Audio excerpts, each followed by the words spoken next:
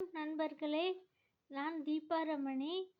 இன்னைக்கு நான் ஒண்ணு சந்திச்ச ஒரு அனுபவத்தினால கத்துண்டேன்.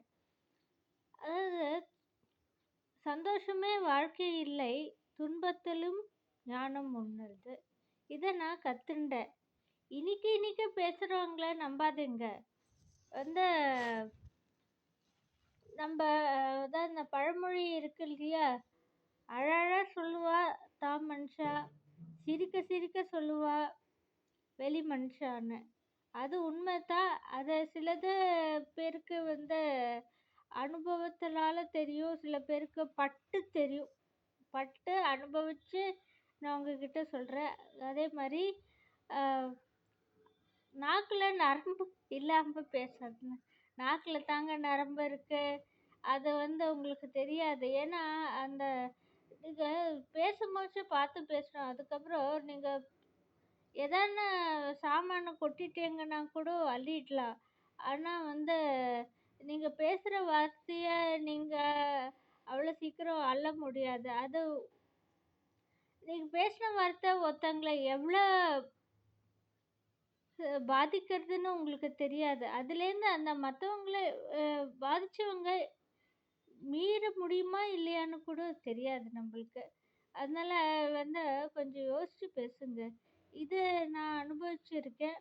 இப்போ தான் ஒரு அனுபவிச்சேன். முன்னாடிலாம் எனக்கு 2, 3 நாள் ஆகும். ஆனால் பட்டு பட்டு அந்த அனுபவத்தில் அட்லீஸ்ட் இப்போ அரை நாளாவது எடுக்கிறது எனக்கு இது மறக்கிறதுக்கு. அதாவது இந்த ஃப்ளாஷ்பேக் மாதிரி வந்துட்டே இருக்குது சில சமயம். அதனால தான் நான் எனக்கு எனக்கு கிடைச்ச இது ட்ராயிங், பெயிண்டிங் அதெல்லாம் வச்சு சந்தோஷமாக இருக்கேன். இப்போ சொல்லணுன்னா ஒரு பாட்டு இருக்குது. அதில் சொல்கிறாங்க, உலகத்திலே பயங்கரமான ஆயுதம் எது? நிலை கெட்டவன் என் நாக்குதான் நிலை கெட்டவன் என் நாக்குதான் அது. நிலை கெட்டவன் நிலை கெட்டவளின் நாக்கும் அது. ஏதோ பாசமாக இருக்குன்னு நான் ஒருத்தங்க கிட்ட என்ன 2 வாட்டி ஃபோன் பண்ணிட்டேன். என் மேலே தப்பு தான்.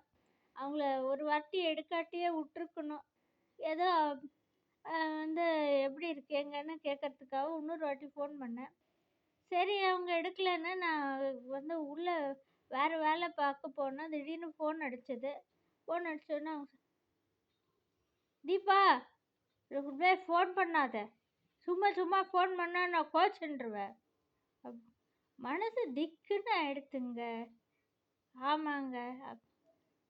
இன்னொரு பாட்டுலேயும் சொல்லியிருக்காங்க, அரடி நாக்கு நீளம் 6 அடி ஆளை கொல்லும், ஆணவத்தில் நீயும் ஆடாதே.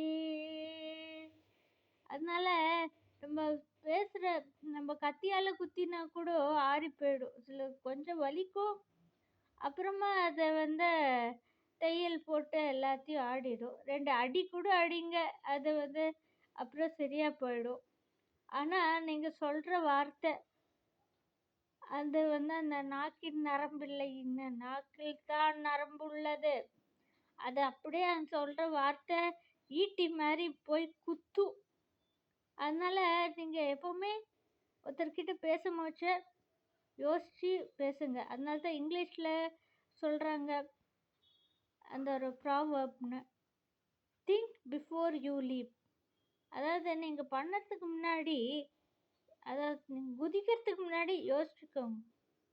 பண்ணறதுக்கு முன்னாடி யோசிச்சுக்கோங்க. ஒருத்தர்கிட்ட பேசுகிறதுக்கு முன்னாடியும் யோசிச்சுக்கோங்க. எனக்கு ஏதோ இன்னைக்கு சொல்லணுன்னு இருந்தது, சொல்லிட்டேன். Thank you for hearing. என்னை பொறுமையாக கேட்டதுக்கு நன்றி எல்லோருக்கும். விடை பெறுகிறேன். தீபா ரமணி. தேங்க்யூ.